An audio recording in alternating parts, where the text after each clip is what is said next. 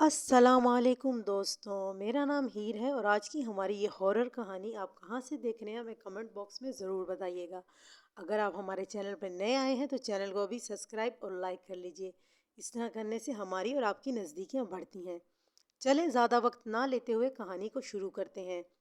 آج کی ہماری یہ کہانی 4 بلیوں کی ہے، تو کہانی کو شروع کرتے ہیں۔ یہ واقعہ میری والدہ شمع نورین سیال کے ساتھ پیش آیا۔ میرے والد صوبہ بلوچستان میں پولیس میں ملازمت کرتے تھے۔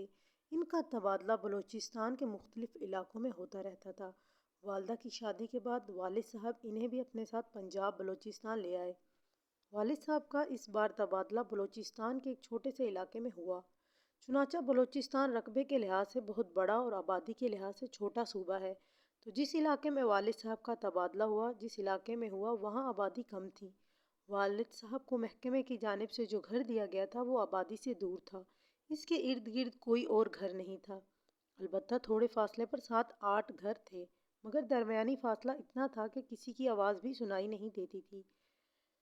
نئے گھر میں والد صاحب نے سامان رکھ دیا اور والدہ کو چھوڑ کر ڈیوٹی پر چلے گئے۔ میرے والدہ نے گھر کا جائزہ لینا شروع کر دیا تو انہیں دروازے کے پاس ایک ہی کنواں نظر آیا۔ والدہ نے کنویں کے قریب جا کر جھانکا تو کنویں میں پانی بھی موجود تھا، جو بظاہر بارشوں سے جمع ہوا پانی لگ رہا تھا۔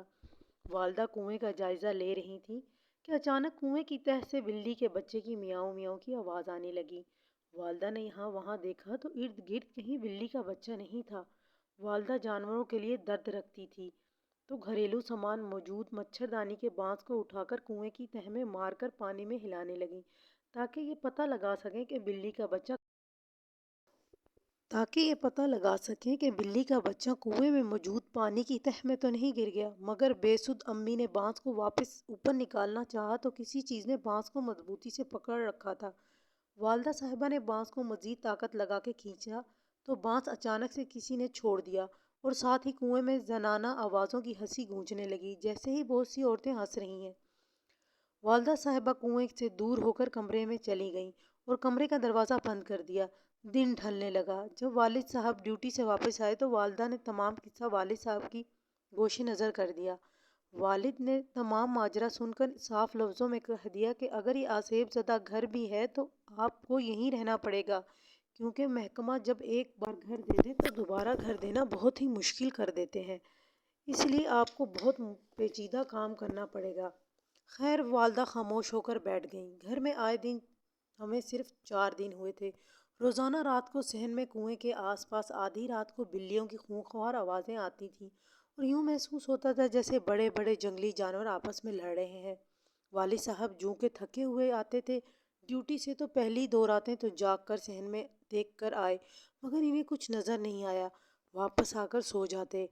پھر اس کے بعد انہوں نے سب کو ہلکا لینا شروع کر دیا اور رات کو ان آوازوں پر جاگنا بھی چھوڑ دیا۔ خیر، یہ گھر اس طرح بنا ہوا تھا کہ ایک کمرہ تھا، اس کے آگے برآمدہ تھا اور برآمدے کے باہر ایک صحن تھا اور اس کے کونے میں بیت الخلاء تھا اور ایک طرف کنواں تھا۔ کچن کا سارا سامان برآمدے میں رکھا ہوا تھا جہاں والدہ کھانا بناتی تھی۔ والد صاحب کے ڈیوٹی پر جانے کے بعد برآمدے کا دروازہ بند کر کے کمرے میں اور برآمدے تک محدود رہ جاتی۔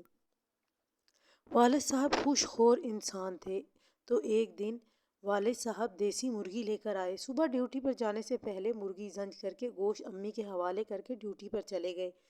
پیچھے والدہ کچھ دیر آرام کی غرض سے سو گئیں۔ ابھی ان کی آنکھ لگی ہی تھی کہ باہر برآمدے سے بلیوں کی آوازیں آنے لگیں۔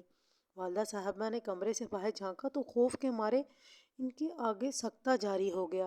4 بلیاں، جن میں ایک بھوری، ایک کالی، ایک سفید اور ایک سرمئی رنگ کی بلیاں گوشت کے ارد گرد بیٹھی تھیں اور آوازیں نکال رہی تھیں۔ والدہ کو دیکھ کر بلیوں نے عورتوں کی طرح ہنسنا شروع کر دیا اور ان کے کہکے وقت کے ساتھ ساتھ بلند ہوتے جا رہے تھے۔ والد صاحب چونکہ مزاج کے سخت تھے تو والدہ نے گوشت کو بلیوں سے بچانے کے لیے آیت الکرسی کا ورد شروع کر دیا۔ بلیوں کے بیچ سے اٹھا لیا گوشت اٹھانا شروع کر دیا۔ بلیاں ہوا میں دھوئیں کی مانند غائب ہو گئیں۔ کچھ دیر بعد والدہ نے یہ سوچ کر کچے گوشت پر جنات وغیرہ آتے ہیں تو اسے جلد ہی جلد پکا لینا چاہا، پھر ہمت کر کے گوشت کو پکانا شروع کر دیا۔ جیسے ہی گوشت کو مسالے میں ڈالا، پورے گھر میں عورتوں کے بین سے گونجنے لگی، جیسے کوئی عورتیں بین کر رہی ہوں۔ گوشت کو مسالے میں ڈال کر پورا گھر عورتوں کی آواز سے گونجنے لگا، مگر والدہ نے گوشت کو دم پر رکھ دیا، خود کو کمرے میں محصور کر لیا۔ مگر تھوڑی دیر بعد برآمدے سے یوں آوازیں آنے لگیں جیسے کوئی دیچکے کے ڈھکن کو اٹھا اٹھا کر زمین پر پٹک رہا ہو۔ والدہ نے باہر دیکھا تو 4 بلیاں پھر سے برآمدے میں موجود تھیں اور دیچکے کا ڈھکن اٹھا اٹھا کر پٹک رہی تھیں۔ والدہ نے پھر سے سالن کے گرنے کی خوف سے آیت الکرسی کا ورد شروع کر دیا اور پھر سے بلیاں غائب ہو گئیں۔ والدہ نے اب کی بار چند اینٹیں لیں اور دیچکے کے ڈھکن پر رکھ دیں۔